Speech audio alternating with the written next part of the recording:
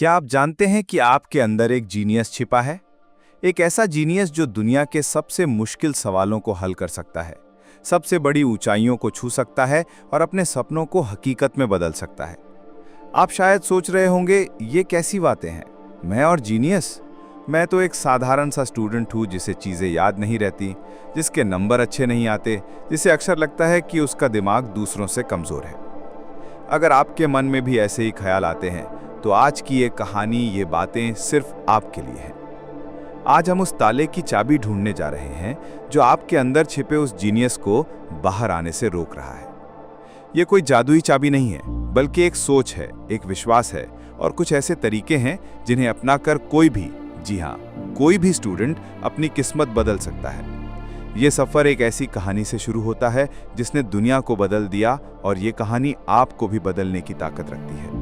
ये कहानी है एक छोटे से बच्चे की, एक ऐसा बच्चा जो स्कूल जाता था लेकिन उसका मन क्लासरूम की चार दीवारी में नहीं लगता था। वो सवालों में खोया रहता था, ऐसी चीज़ों के बारे में सोचता था जो दूसरों को अजीब लगती थी। वो हर चीज़ को जानना चाहता था, समझना चाहता था, लेकिन उसके टीचर उसे समझ नहीं पाए। उन्हें लगा कि ये बच्चा पढ़ाई में ध्यान नहीं देता, ये बाकियों जैसा नहीं है। एक दिन वो 4 साल का लड़का जब स्कूल से घर लौटा तो उसकी जेब में टीचर का दिया हुआ एक कागज का नोट था। उसने वो नोट अपनी माँ को दिया। उसकी माँ ने जब उस नोट को पढ़ा तो उनकी आंखों में आंसू आ गए। बच्चे ने पूछा, माँ, इसमें क्या लिखा है? उसकी माँ ने अपने आंसू पोंछे, एक गहरी सांस ली और उस कागज को दोबारा देखते हुए अपनी आवाज में हिम्मत भरकर बोली, बेटा, तुम्हारे टीचर ने लिखा है कि तुम्हारा दिमाग इतना असाधारण है, तुम इतने जीनियस हो कि ये स्कूल तुम्हारे लिए बहुत छोटा है।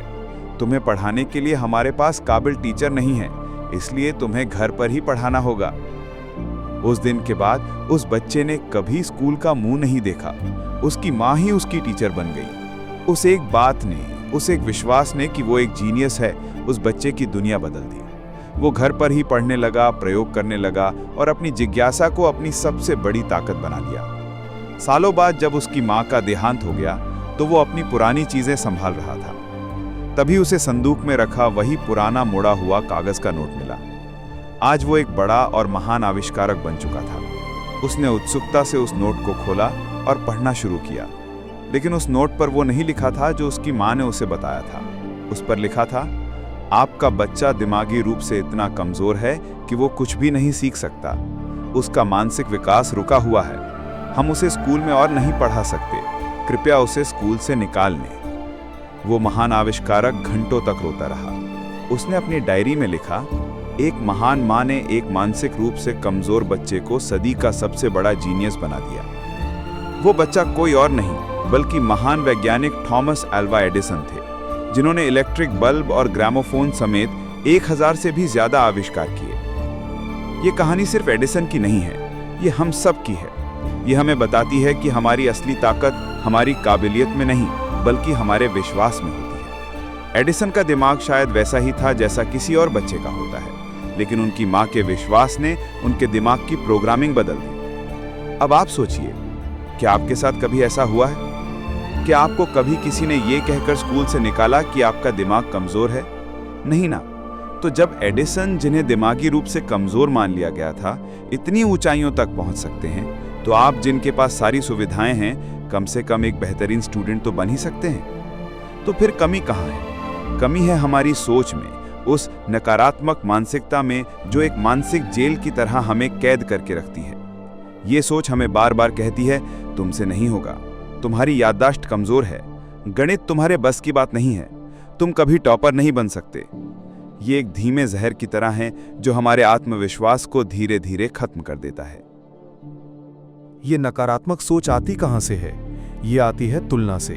जब कोई कहता है, देखो शर्मा जी का बेटा 95% लाया और तुम? यह आती है पिछले कुछ बुरे नतीजों से, जब हम मान लेते हैं कि अगर हम एक बार फेल हुए तो हमेशा फेल होंगे। ये एक दुष्चक्र बन जाता है। आप मानते हैं कि आप कमजोर हैं, इसलिए आप मेहनत कम करते हैं। जब आप मेहनत कम करते हैं तो आपके नंबर कम आते हैं और ये आपके इस विश्वास को और पक्का कर देता है कि आप वाकई में कमजोर हैं।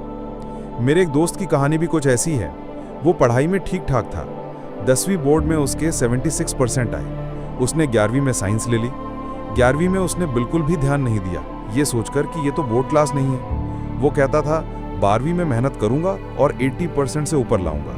नतीजा ये हुआ कि 11वीं में उसके सिर्फ 58% बने। सबने कहा साइंस इसके बस की नहीं है, लेकिन उसने हार नहीं मानी। उसे विश्वास था कि वो कर सकता है। 12वीं में उसने अपनी रणनीति बदली, मेहनत की और नतीजा आया 84%। फर्क क्या था?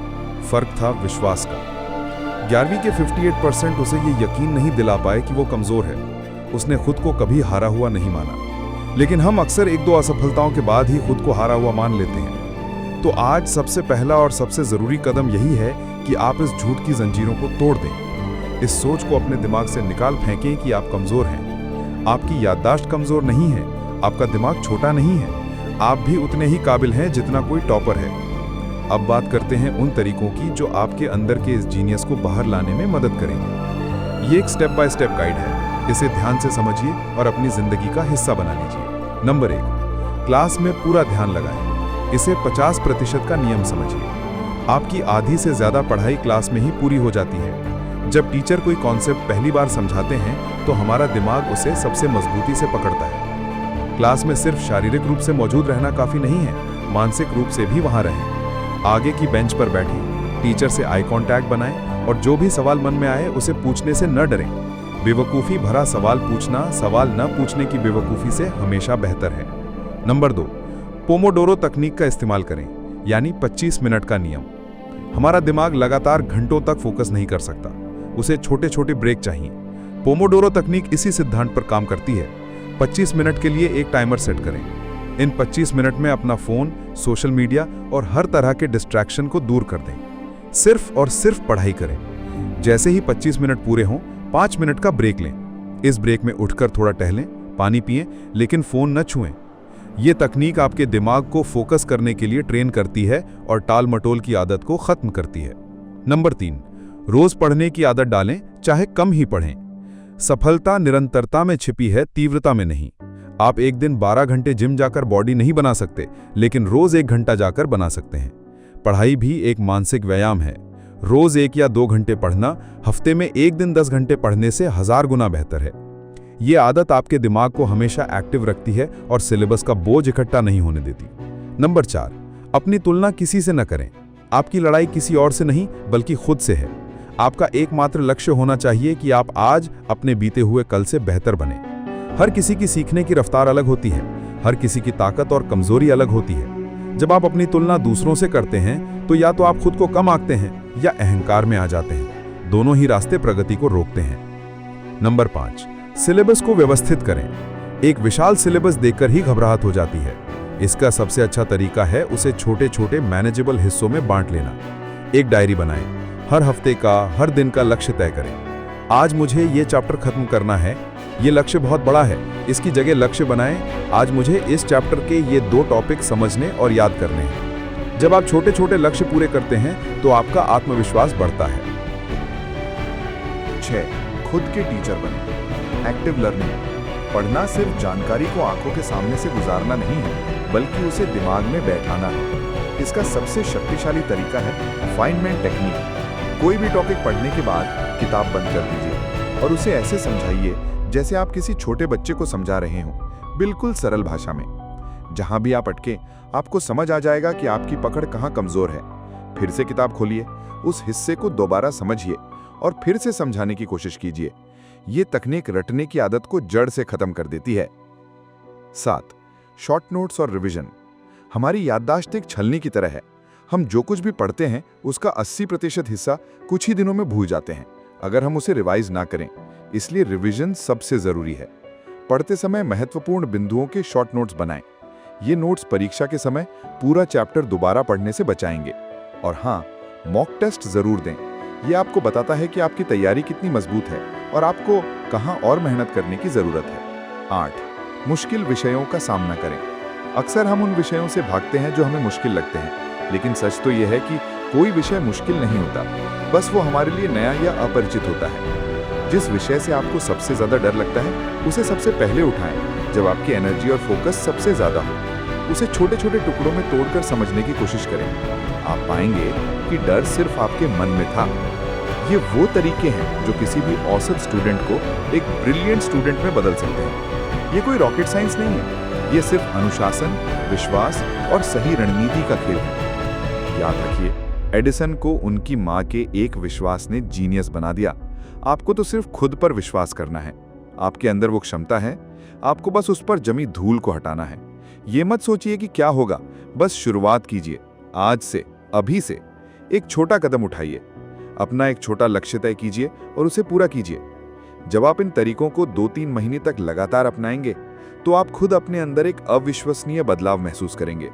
आपके नंबर सुधरेंगे, आपका आत्मविश्वास बढ़ेगा और सबसे बड़ी बात, आपको पढ़ाई में मजा आने लगेगा।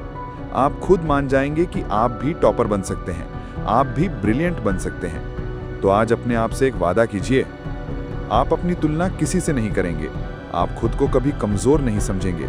आप रोज मेहनत करेंगे और अपने अंदर छिपे उस जीनियस को दुनिया के सामने लाएंगे। याद रखिए, एक केंद्रित और जागरूक इंसान बनने की कोशिश करें, बुद्धिमानी अपने आप आ जाएगी।